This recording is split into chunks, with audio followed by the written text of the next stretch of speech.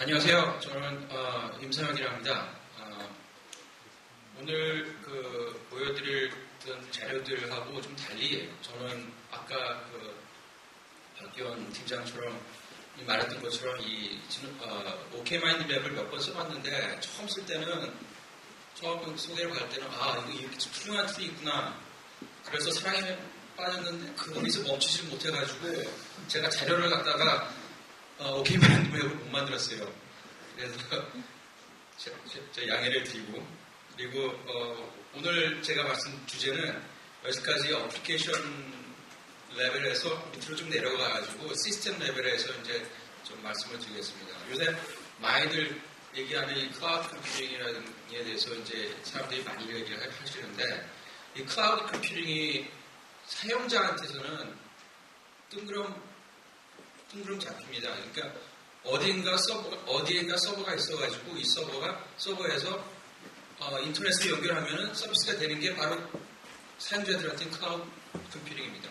그래서 여기서 보시다시피 이 클라우드 컴퓨팅 OK마인드 맵도 인터넷으로 연결해주면 이것도 어차피 클라우드에 들어있는 서비스죠. 그렇죠. 그런데 옛날에 우리가 쓰던 10년 전에 쓰던 야후라든지 요즘 인트라넷에서 쓰고 있는 그런 프로그램들은 그러면 클라우드가 아닌가요?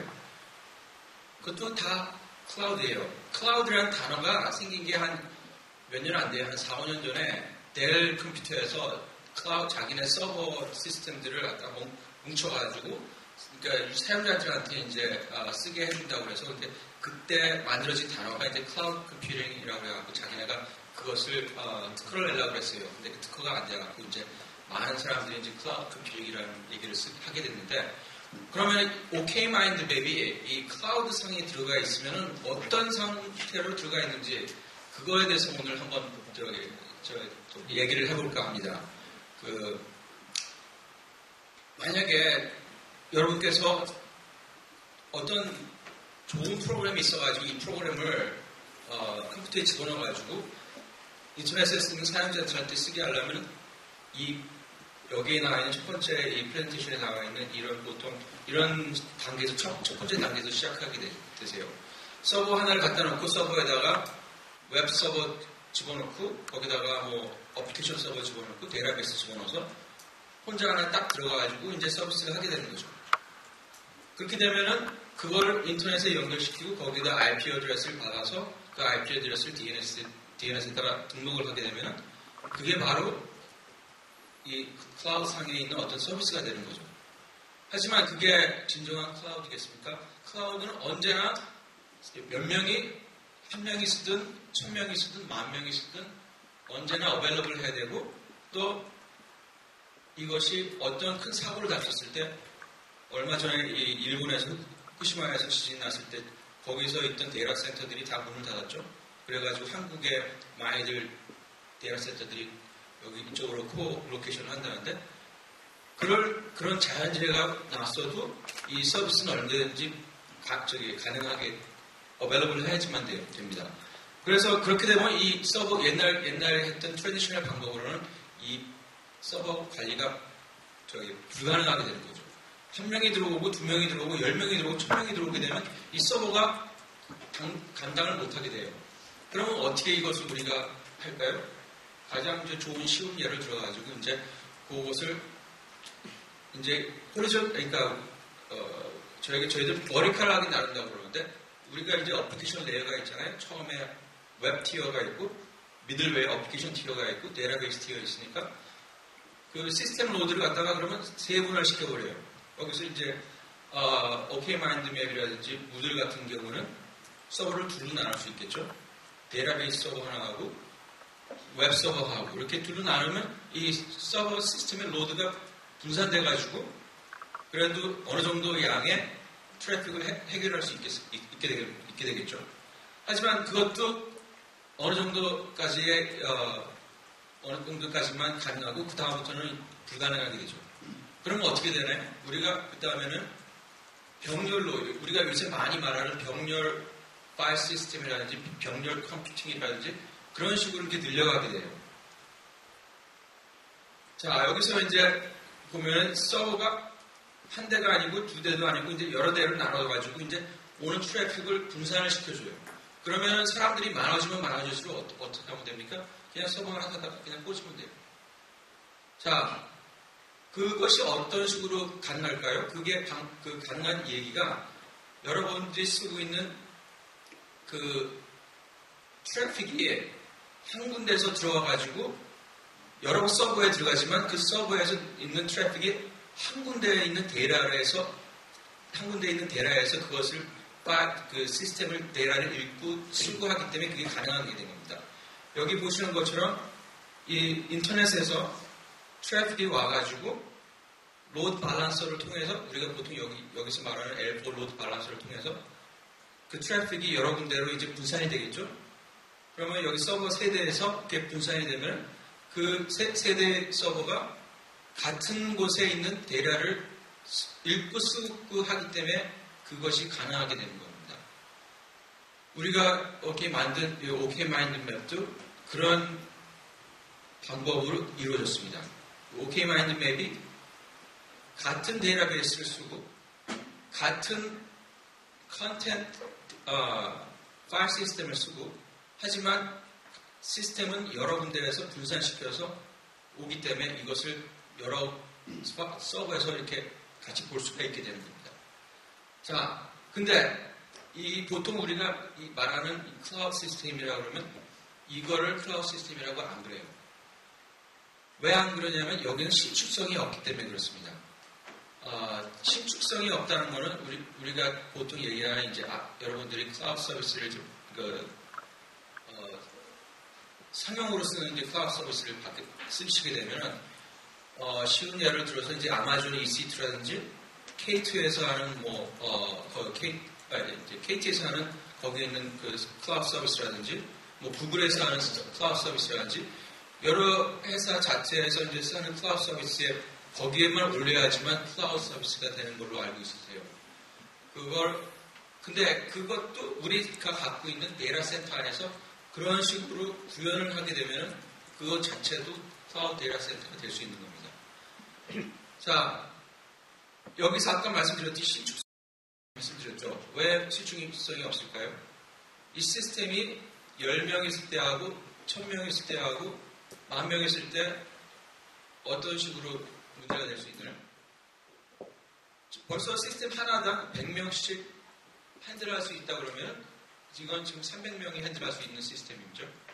하지만 아침에는 보통 사용자가 10명이고 점심때쯤 되면 100명이고 그리고 또 학기 시작할 때쯤 되면은 사용자가 한 100명인데 학기 중간 되면 1000명으로 늘어났다가 파이널 때쯤 되면 한 10,000명으로 늘 수도 있는 것이 보통 우리가 쓰고 있는 그런 컨셉입니다. 그런데 이 시스템은 문제가 되는 게 어느 고정적인 숫자로 묶여 있어요.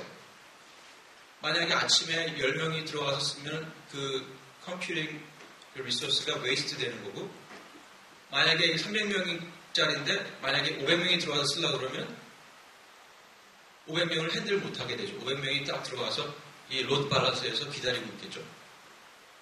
자, 그러기 위해서 어떤 방식으로 이 문제를 해결해야 될지 이제 보통 우리들이 이제 저희 같은 IT 하는 사람들이 이거를 가지고 옛날 방식과 이제 새로 만든 방식에 대해서 이제 두 가지로 나눠서 설명을 드리겠습니다. 자, 옛날 방식대로 한번 문제를 풀어보죠. 옛날 방식 보면은 각 회사들 보면 각 기관이라든지 각 회사들 보면 자기 자체 데이터 센터들이 보통 다 있습니다. 저가 일하는 저 회사도 아주 큰 데이터 센터가 있습니다. 그 안에 들어가면 여기 아주 수만 대의 컴퓨터가 꽉 차 있어요. 꽉 차 있어가지고 그 컴퓨터가 다 100% 쓰이느냐? 안 그렇습니다. 총 해서 한 10% 유틸리제이션이 되면 아마 잘 되는 데이터 센터라고 볼 수 있어요. 여기처럼 여기 어카운팅 여기 보시면 이제 샘플로 여기 4가지의 어플리케이션을 여기 나왔습니다. 어카운팅 어플리케이션, POS, Point of Sale, Payroll, 그다음에 컨택트 매니지먼트 이렇게 해서 4개의 어플리케이션이 있는데 이 자체에 금이가 있죠. 선이 이렇게 나눠져 있는 것이 뭐냐면 서로 이런 액션이 없기 때문에 그 선이 그어져 있는 겁니다. 생각을 해보세요. 여기 어카운팅에 비를 잘 보내야 되는데 이것이 한 달에 달 끝에만 이게 시스템이 복잡해져요. 그러면은 달 초에는 시스템이 거의 놀다시피 하다가 연말만 달 말만 되면 이게 시스템이 굉장히 바빠져갖고 굉장히 시스템이 느려집니다. 또 어떤 좋은 예를 들어가지고 이제 각 대학교를 이제 예를 들어가지고 각 대학교 첫 번째 시작하는 첫 달에는 뭐가 제일 바쁠까요? 이 등록하는 시스템이 가장 바쁘겠죠. 학생들이 수천 명, 수만 명이 동시에 들어와서 등록을 해야 되니까. 그렇지만 시스템은 규정적으로 딱 하나 갖다 놨어요. 동시에 학기 중이라든지 학기 말에는 이 시스템이 거의 놀고 있는데 학기 초에는 이 시스템이 너무 바빠가지고 사용자들이 너무 불만이 많아지겠죠. 그렇듯이 또 학기 말에 점수를 매기는 그런 시스템은 학기 초에는 놀고 있는데 학기 말에는 너무 바빠가지고 사람들이 너무 늘다고 이제 불만이 많이 나오겠죠. 그것이 이제 옛날 데이터 센터의 모델입니다. 자, 그러면 요즘 유행하는 클라우드 컴퓨팅을 한번 바꿔보자. 아예 처음부터 시작할 때 이 클라우딩을 했으면은 아마존이라든지 KT라든지 그런 데 가서 시작을 하시면은 거기서 아예 처음부터 자기가 쓸 용량의 그것을 이제 얼마를 쓰겠다고 이제 리퀘스트를 합니다. 처음에 버추얼 서버 4대부터 시작하겠다. 4대의 메모리가 얼마 되고 얼마까지 이제 용량을 쓰겠다. 하지만 이것이 늘어나면 이것이 4대에서 16대까지도 써야겠다 하고 이제 이니셜과 맥시멈으로 이제 리퀘스트를 하게 됩니다. 근데 그런 식으로 이렇게 하다 보면 여기까지 우리가 갖고 있는 데이터 센터는 어떻게 되나요? 여기까지 우리가 갖고 있는 데이터 센터는 그냥 금송아지죠. 우리가 갖고 있는 금송아지. 이거 어쩔 수도 없는 금송아지가 그냥 데이터 센터에서 돈만 자꾸 빼먹게 되는 그런 데이터 센터가 되겠죠. 하지만 이것을 우리가 자꾸 아마존이나 KT나 그런 데다 돈을 주는 것이 아니라 우리 자체적으로 클라우드 방식으로 변환시켜 볼 수 있는 그런 요지가 있습니다. 여지까지 갖고 있던 모든 장비를 클라우드 방법으로 바꿔주는 작업. 그것을 해가지고 각 시스템의 유틸리제이션을 늘리는 방법이죠. 자, 요즘 흔히 유행하는 클라우드 데이터 센터의 모델이 여기서 한번 제가 만들어봤습니다.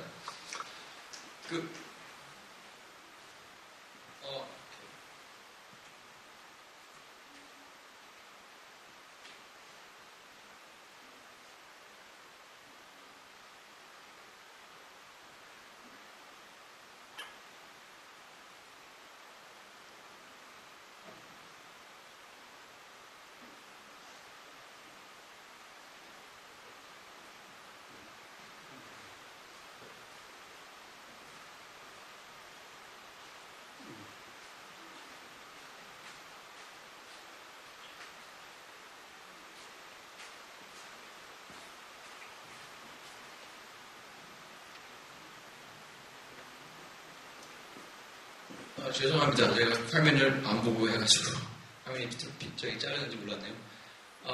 이제 클라우드 방식의 데이터 센터를 만든다는 거는 이제 우리가 여기까지 아까 말씀드렸죠.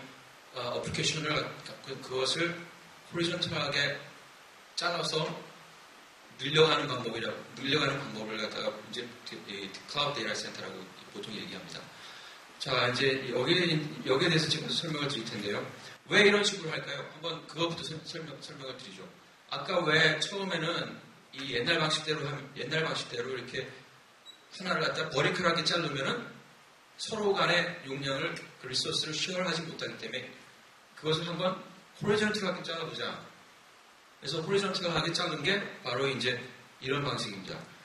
여기 보시면 데이터베이스는 데이터베이스끼리 묶어놓고 미들웨어라고 하면 보통 이제 웹스큐라든지 서블렛 엔진 같은 거, MQ 그런 것도 그것대로 한번 묶어놓고 어플리케이션도 이제 SaaS 방식으로 이메일이라든지 구글 오픈 닥터럼 그런 식으로 그것도 한번 묶어보고 네트워크도 네트워크대로 한번 묶어보고 네트워크 옛날에는 어떤 프로젝트를 하면 그거의 프로젝트에 맞는 엘프 장비를 가져왔듯이 가져왔는데 이번에는 그 엘프 장비들을 전부 통합해가지고 하나의 그 L4 팜을 만드는 거예요. 아니면 라우터라든지 그걸 갖다가 합쳐가지고 그래서 그 분야만 따로 매니지먼트를 하는 겁니다. 그리고 아니면 스토리지도 옛날에는 각 서버에 스토리지를 넣었지만 이번에는 스토리지끼리 한번 다 묶어보는 거예요. 그리고 이제 컴퓨팅 팜이라고 하면 이제 보통 이제 우리가 많이 쓰는 그 컴퓨터들을 그것도 한번 컴퓨터끼리 한번 묶어보는 거예요. 자, 이걸 왜 이런 식으로 묶어놓을까요? 그러니까 리소스 쉐어링 때문에 이렇게 묶어보는 거예요. 리소스를 쉐어를 할 수 있어야지 한쪽 어플리케이션에 CPU를 많이 쓰다가 또 그것이 용량이 늘어나면 그 옆에 있는 덜 바쁜 그 어플리케이션의 그 리소스를 갖다가 뺏어서 쓸 수 있게 그런 식으로 하는 거죠. 자, 그렇게 되면은 이것을 매니지할 수 있는 어떠한 특별한 툴이 필요합니다. 그리고 또 이것을 매니지할 수 있는 각 디파트먼이 필요해요. 자, 옛날 방식으로 어카운팅 IT 디파트먼 따로 있고 POS IT 디파트먼 따로 있고 페이롤 IT 디파트먼 따로 있고 컨택트 매니지먼트 페이롤 이렇게 IT 디파트먼이 데이터 센터 안에 들어가도 여러 개의 컴퓨터가 있지만 요 부분은 우리 거, 저 부분은 딴 부서 거, 이런 부서를 이렇게 나눠져 있었거든요. 그것을 이제 부서를 어떻게 나누냐면 여기는 스토리지만 관리하는 부서, 여기는 네트워크만 관리하는 부서, 이쪽은 그 컴퓨팅 리소스만 관리하는 부서, 그런 식으로 이렇게 호리존털하게 잘라놓는 겁니다. 자, 여기서 제가 잠깐 여기서 스탑하고 제가 장단점을 얘기 드릴게요. 클라우드 컴퓨팅이 모든 솔루션에 다 적합한 게 아닙니다. 뭐가 제일 큰 문제가 될까요? 우리가 얘기했던 옛날 트래디셔널 메소드 그 데이터 센터에서 이 클라우드 방식으로 바꾸게 되면 첫 번째 프로그램의 속도가 느려집니다. 왜 그럴까요? 기존 프로그램을 갖다 놓고 그것을 호리존털하게 여러 개 잘라버리면 뭐가 생기냐면 그것에 각 레이어가 생깁니다. 각 레이어, 여기서 말하는 네트워크의 레이어가 생기고 스토리지 팜의 레이어가 생기고 컴퓨팅 팜의 레이어가 생겨요. 그럼 각 레이어마다 지나갈 때마다 뭐가 생겨요? 오버헤드가 생깁니다. 그러니까 왜 그때 이런 식으로 합니까? 옛날 방식으로 하면 다 효율이 좋은데 옛날 방식으로 하면 더 빠른데 왜 그때 이런 식으로 합니까? 왜냐하면 아까 말씀드렸듯이 엘라스티가 없기 때문에 이런 식으로 방법인 거죠. 옛날에는 서버가 느려지면 어떻게 방법을 한 가지 더 빠른 서버 갖다 놓고 거기다가 집어넣어야 돼요. 옛날 CPU 2개짜리 서버를 갖다 놨으면 CPU 8개짜리 갖다 놓던지 CPU 16개짜리 갖다 놓던지 그래서 그러니까 머리카락이 커나가는 수밖에 없습니다. 근데 그 방법을 이제는 그런 식으로 하지 말고 서버를 호리존털하게 늘려보자. 그래서 효율을 늘려보고 속도를 빨려보자. 그런 식으로 하는 거죠. 자, 그렇게 되면 아까 말씀드렸던 것처럼 각 레이어의 여기 말하는 도사들이 필요해요. 그 네트워크만 관리해주는 도사들, 전문가들, 그 스토리지만 관리해주는 전문가들, 컴퓨팅만 관리해주는 전문가들이 필요해요. 그 전문가들이 자기네들은 개런티를 해야 돼요. 서비스 개런티를 해야 돼요. 왜냐? 자기네가 해주는 그 서비스가 조금이라도 문제가 생기면은 그 위에 있는 수백 개의 어플리케이션들이 다 한꺼번에 망가질 수가 있습니다. 자, 이제 이걸 어떤 식으로 설명을 드리냐면요. 전화국이 있고 전기국이 있어요. 전화 회사는 전화 서비스만 완전히 개런티를 해줍니다.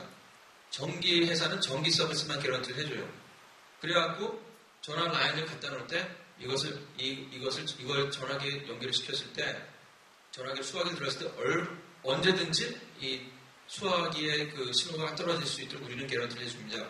우리는 그걸 위해서 일을 하고 우리는 365일 그것만 가지고 서비스를 개런티를 해줍니다. 그러죠? 또 전기도 당시 사용자가 필요한 만큼 얼마든지 쓰실 수 있게 저희들이 개런티를 해줍니다. 여기도 마찬가지 그 컨셉이 있어야 돼요. 우리가 어떤 회사가 어떤 사용자가 딱 들어가가지고 저희가 이제 OK마인드맵이라는 사용자가 여기 들어옵니다. OK마인드맵이라는 사용자가 딱 들어갔을 때 당신네 부서에서는 컴퓨팅 리소스를 저한테 줄 때 you have to guarantee. 그러니까 이것을 저희들한테 100% 하는 서비스 개런티를 해줘야 되고 그 컴퓨팅 팜뿐만 아니라 그 옆에 있는 스토리지 팜에서도 이 스토리지가 언제든지 어베러블하게 개런티를 해줘야 되고 또 네트워크도 마찬가지고 그런 식으로 저희들이 이제 서비스 개런티를 받아요. 그러면 사용자는 뭐만 걱정하면 됩니까? 이 OK마인드맵은 OK마인드맵 그 자체의 어플리케이션만 걱정하면 됩니다. 그 밑에서 있는 언더라인 그 스트럭처는 신경 쓸 필요 없겠죠. 자, 그래서 그런 식으로 한번 지노텍에 있는 서버들을 한번 바꿔보기로 했습니다. 이 클라우드 컴퓨팅이라는 게 대기업에서만 할 수 있는 것이 아닙니다. 많이들 그 오해를 하시는데 클라우드 컴퓨팅은 저희 집에 컴퓨터가 3대 있는데 이 3대가 버추얼라이제이션 클러스터로 묶여 있어가지고 스토리지 한 서버 하나는 스토리지만 주고 서버 2개는 컴퓨팅만 하는 그래서 솔직히 말해 저희 집의 컴퓨터 세대가 클라우드 인프라스트럭처가 되어 있습니다. 또 마찬가지로 이 지노텍이라는 회사에 있는 컴퓨터가 원래 4대였는데 저희가 컴퓨터 세대를 더 애드해가지고 이런 인프라스트럭처를 만들었어요. 이것도 지노텍의 클라우드 인프라스트럭처입니다. 그래서 보시면 아시겠지만 여기 레이어가 있습니다. 3가지 레이어가 있어요. 첫 번째 레이어는 여기 보면 컨트롤 1, 컨트롤 2라고 이렇게 하는 서버 2대가 앞에 있죠. 그게 아까 말씀드렸던 커뮤니케이션 로드 밸런스 레이어입니다. 이 가운데 있는 레이어 이게 하이퍼바이저예요. 하이퍼바이저라는 거는 이 컴퓨터 아까 말했던 컴퓨팅 팜 그 컴퓨팅 팜에서 들어가고 있는 컴퓨팅 리소스를 매니지하고 있는 그 미들 레이어입니다. 그리고 마지막 박스 2개가 스토리지 레이어입니다. 오픈 파일러라고 이 스토리지 서비스를 해주는 그 두 개의 서버가 있습니다. 자, 아까 말씀드렸처럼 이 각 레이어는 요 양쪽에 그 인터페이스를 해서 이 스토리지 레이어는 스토리지 레이어의 클라이언이 누구냐면은 이 하이퍼바이저들이 클라이언트예요. 그래서 이 하이퍼바이저들은 100% 이 오픈 파일러한테 디펜던트예요. 만약에 오픈 파일러가 하나가 나가버리면 어떻게 될까요? 이 하이퍼바이저에 있는 버추얼 머신들이 다 한꺼번에 다 죽어가게 돼요. 그러니까 우리는 어떻게 돼요? 이 오픈 파일러라는 스토리지 팜을 안전하게 언제든지 100% 어베러블하게 저희가 최소한의 노력을 해야죠. 그리고 스토리지 하이퍼바이저도 마찬가지입니다. 하이퍼바이저도 이 컴퓨팅 리소스인데 컴퓨팅 리소스 안에 버추얼 머신이 하나만 들어가는 게 아니라 여러 개가 들어갈 수 있어요. 여러 개 들어갈 수 있다 보니까 이 하이퍼바이저가 하나 나가버리면 어떻게 돼요? 그 안에 들어가게 된 버추얼 머신이 다 죽어가게 돼요. 그러니까 어떻게 해요? 우리가 하이퍼바이저를 여러 개 만들어가지고 만약에 여기 하이퍼바이저 1에 문제가 있으면 그 모든 리소스를 빨리 하이퍼바이저 2로 옮길 수 있게. 자, 그런 식으로 이제 앞에서 이제 컨트롤 1, 컨트롤 2가 그것을 이제 조종합니다. 앞에서 오는 트래픽을 이제 로드 바란싱에서 이게 조절을 해주게 됩니다. 자, 이제 발전해가지고, 골치 아프다. 우리 이 프라이빗 클라우드를 하냐? 그거 다시 잭스 고치우고, 그냥 KT사는 LG사는 유클라우드 쓰자. 그럼 그대로 그 컨셉을 갖다가 버추얼 머신만 따다가 그 클라우드에 KT사는 유클라우드에 집어넣어주면 됩니다. 컨셉은 다 똑같아요.